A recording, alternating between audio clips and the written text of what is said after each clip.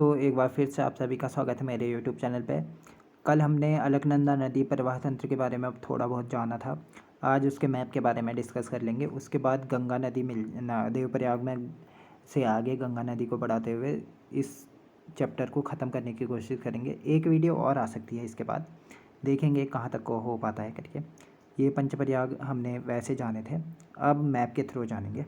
तो देखिए, सतपंथ शिखर जो कि चमोली में स्थित है, सतपंथ शिखर के में स्थित सतपंथ ताल से अलकनंदा नदी का उद्गम हो रहा है। ठीक है, उसमें अलकनंदा नदी आगे बढ़ती है सतपंथ ताल से। 195 किलोमीटर इसकी लेंथ है। तो उसके बाद क्या होता है, देवताल या रताकोण ग्लेशियर से सरस्वती नदी सर्वप्रथम केशवप्रयाग जो माणा में स्थित है वहाँ अलकनंदा नदी से संगम कर लेती है। सरस्वती नदी अलकनंदा से कहाँ पर संगम कर लिया, केशव प्रयाग में। फिर उसके बाद अलकनंदा नदी आगे बढ़ती है केशव प्रयाग से, उसमें अलकनंदा की सहायक नदी ऋषिगंगा 2 मिल जाती है। कहाँ पर, बद्रीनाथ में। ये पूछा जाता है कि क्वेश्चन फर्स्ट में तो यही पूछा जाता है कि अलकनंदा नदी कहाँ से निकलती है करके, सतपंथ ताल से निकलती है। फिर उसमें पूछा जाता है कि प्रथम नदी कौन सी है अलकनंदा में मिलने वाली, सरस्वती नदी। इसका उद्गम है देवताल या रताकोण ग्लेशियर, उससे निकलती हुई ये केशव प्रयाग में मिल जाती है। उसके बाद ये क्वेश्चन आता है कि ऋषिगंगा 2 बद्रीनाथ अलकनंदा से कहाँ पर मिलती है, बद्रीनाथ में। उसके बाद बद्रीनाथ से आगे अलकनंदा बढ़ती है। आगे क्या होता है फिर, लोकपाल या हेमकुंड झील जहाँ से लक्ष्मण गंगा नदी निकल जाती है।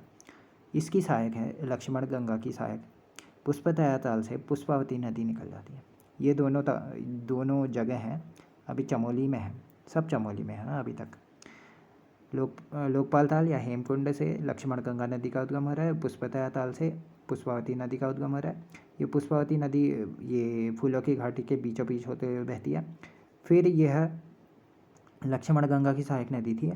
लक्ष्मण गंगा आगे बढ़ती है, गोविंद घाट नामक स्थान पर अलकनंदा से मिल जाती है।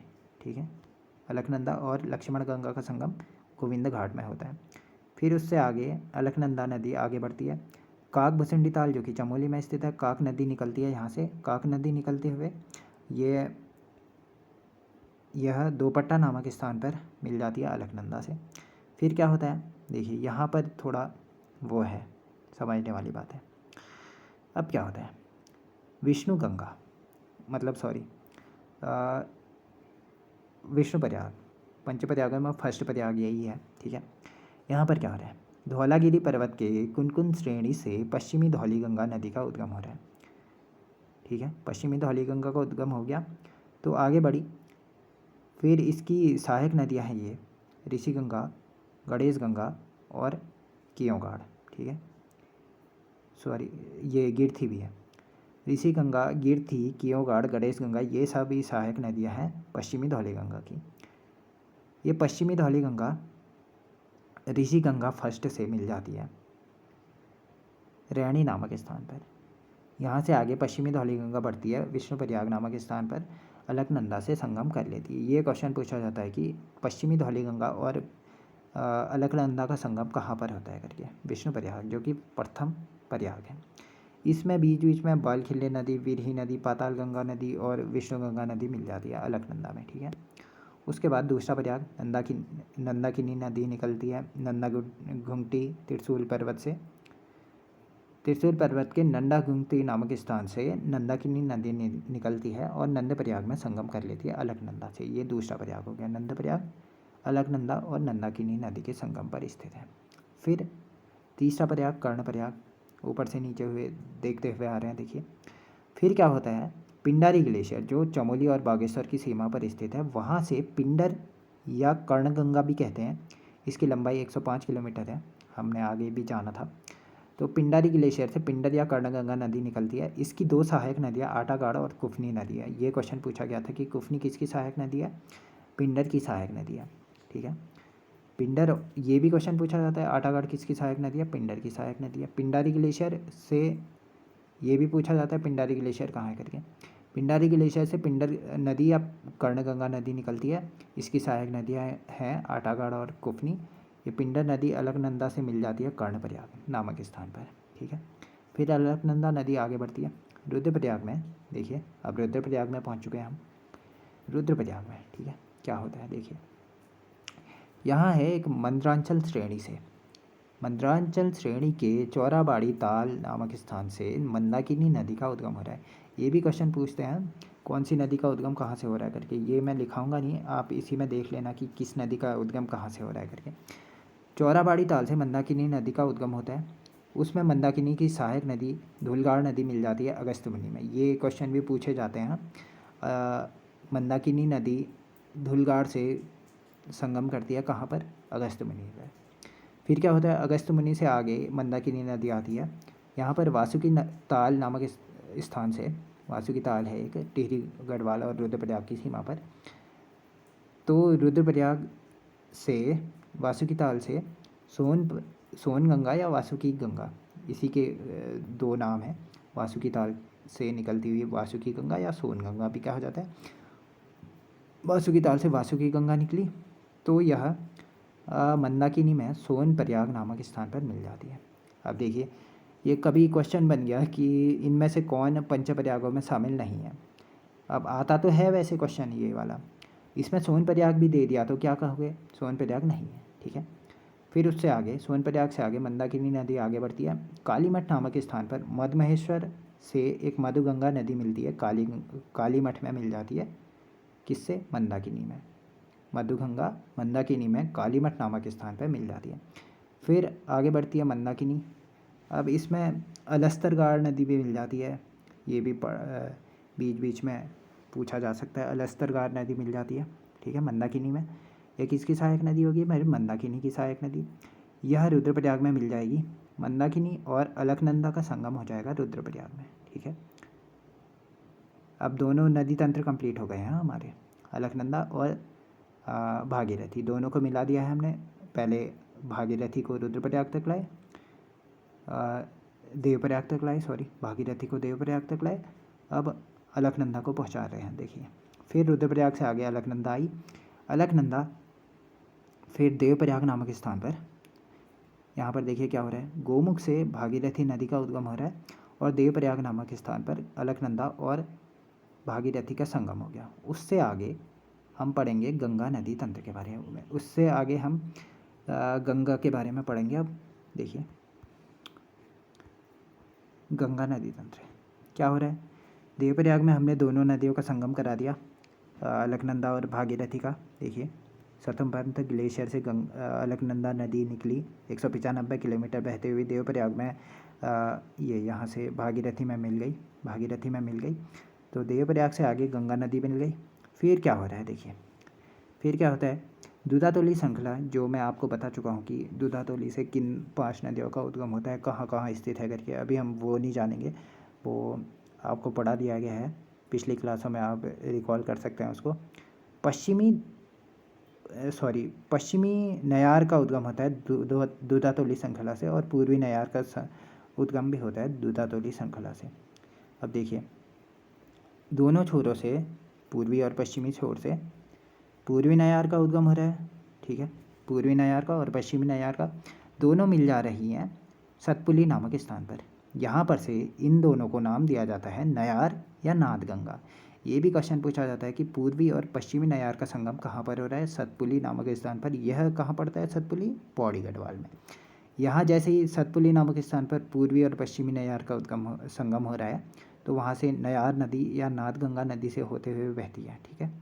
पश्चिमी नयार की लंबाई है 78 किलोमीटर, पूर्वी नयार की लंबाई है 109 किलोमीटर। जब ये नदियाँ आगे बढ़ती हैं तो नयार नदी नाम से आगे बढ़ती हैं, तो नयार और गंगा का संगम हो रहा है फुलचट्टी या व्यास घाट नामक स्थान पर। फिर गंगा आगे आती है, गंगा आगे आती है तो ऋषिकेश में चंद्रपाड़ी ताल से एक चंद्रभागा नदी निकलती है और ऋषिकेश में गंगा से संगम कर लेती है। चंद्रपाड़ी ताल से चंद्रभागा नदी ऋषिकेश में गंगा से संगम कर लेती है। फिर आता है यहाँ से क्वेश्चन, ये क्वेश्चन ठीक है। फिर क्या होता है, गंगा नदी आगे बढ़ती है, रायवाला में क्या होता है, यहाँ देखिए सुरकुंडा से सोंग नदी निकलती है। ये तो मुख्य नदी है, सुरकुंडा शिखर से सोंग नदी निकल रही है। इसकी सहायक नदियाँ सिसवा, वाल्दी और विंध्यालया विंध्यालना, रॉ। ठीक है, ये सोंग की सहायक नदियाँ हैं। अब सिसवा की भी सहायक नदियाँ हैं। ठीक है, ये भी याद करनी पड़ेंगी। सिसवा की और सोंग की अलग अलग सहायक नदियाँ हैं। तो अब सोंग नदी गंगा नदी से मिल जा रही है रायवाला में, या देहरादून में पहुंच गए हम, देहरादून में। ठीक है, फिर क्या हो रहा है, गंगा नदी आगे बढ़ती है रायवाला से, देहरादून से, फिर हरिद्वार में इसमें गंगा नदी में मिल जाती है रतमऊ और सोलानी नदियाँ। यहाँ हमारा ये गंगा नदी तंत्र ख़त्म होता है। इसके आगे फिर यूपी में प्रवेश कर जाती है। ठीक है, अब देखिए गंगा से रिलेटेड कुछ महत्वपूर्ण फैक्ट है। ये भी यहाँ से भी बहुत सारे क्वेश्चन बनते हैं, आधे से ज़्यादा क्वेश्चन तो यहीं से बन जाते हैं। ठीक है, बात करते हैं देवप्रयाग और हरिद्वार। देवप्रयाग से हरिद्वार तक गंगा की लंबाई है 96 किलोमीटर। वैसे भागीरथी नाम से जानी जाती है गंगा ये देवप्रयाग तक। ठीक है, देवप्रयाग से हरिद्वार तक गंगा की लंबाई है 96 किलोमीटर। गंगा की सहायक नदियों में उत्तरमुखी नदी है सोंग नदी। ठीक है, ये भी क्वेश्चन पूछा गया था। सोंग नदी गंगा की सहायक नदियों में उत्तरमुखी नदी है। हेमसांग ने गंगा को महाभद्रा कहा है, ये भी क्वेश्चन पूछा गया है। गंगा नदी मैदानी क्षेत्रों में हरिद्वार में प्रवेश करती है, ये भी क्वेश्चन पूछा गया। सोंग की सहायक नदियां हैं सिसवा, बाल्दी, विंध्यालना, रॉ, ये भी क्वेश्चन पूछा जाता है। सिसवा की सहायक नदियां रिस्पना और विंदाल, ये भी क्वेश्चन पूछा जाता है। सारे क्वेश्चन पूछे जाते हैं यहाँ से गंगा नदी से रिलेटेड। 4 नवंबर 2008 को गंगा को राष्ट्रीय नदी घोषित किया गया, ये भी क्वेश्चन पूछा जाता है। 17 दिसंबर 2009 को स्पर्श गंगा अभियान शुरू किया गया, ये भी क्वेश्चन पूछा जाता है। स्पर्श गंगा अभियान शुरू 17 दिसंबर, तो 17 दिसंबर को गंगा स्वच्छता दिवस भी मनाया जाता है। ठीक है, उसके बाद 6 जुलाई 2016 को नमामि गंगे अभियान की शुरुआत हुई थी, ये भी क्वेश्चन पूछा गया है। और हरिद्वार के ऋषिकुल मैदान से की गई थी, ये भी क्वेश्चन पूछा गया। नमामि गंगे अभियान के तहत 6 मेगा विकास परियोजनाओं का उद्घाटन भी किया गया था, ये भी क्वेश्चन पूछा गया है। 25 मई को जल दिवस मनाया जाता है। उत्तराखंड में 25 मई को क्या मनाया जाता है, जल दिवस मनाया जाता है, 2017 से मनाया जा रहा है। ठीक है, और 25 से 30 जून तक जल संचय संरक्षण और संवर्धन अभियान 2017 से ही चालू किया गया था, जब जल दिवस मनाया गया था फर्स्ट वाला। केंद्र सरकार द्वारा गोमुख से उत्तरकाशी तक भागीरथी के दोनों तटों पर 100 मीटर के क्षेत्र को इको सेंसिटिव जोन घोषित किया गया है 8 दिसंबर 2012 से। ठीक है, गोमुख से उत्तरकाशी तक भागीरथी के दोनों तटों पर 100 मीटर के क्षेत्र में इको सेंसिटिव जोन घोषित किया गया है 8 दिसंबर 2012 से। ठीक है, उसके बाद थोड़ा सा और बच गया, भागीरथी तट पर 2 मेगावाट से अधिक परियोजनाएं नहीं लगाई जा सकती। ठीक है, उत्तराखंड की पहाड़ियों में चाल खाल का संबंध किससे है, जल संरक्षण से, ये भी क्वेश्चन पूछा जाता है। रिवर राफ्टिंग के लिए प्रसिद्ध नदी गंगा नदी, ये भी क्वेश्चन पूछा जाता है। उत्तराखंड की सर्वाधिक बड़ी प्रवाह प्रणाली वाली नदी गंगा नदी, ये भी क्वेश्चन पूछा गया है। भागीरथी और हत्याहारणी नदी का संगम होता है मुखवा नामक स्थान पर, जो कि उत्तरकाशी में है। ठीक है, ये रही आज की वीडियो। आज की इस वीडियो में इतना ही करते हैं, आज की वीडियो में भी लंबी हो गई है, तो नेक्स्ट क्लास में जो भी छोटे मोटे नदी तंत्र रह गए हैं उसे ख़त्म करने की कोशिश करेंगे और इस पार्ट को समाप्त करने की कोशिश करेंगे। Thank you.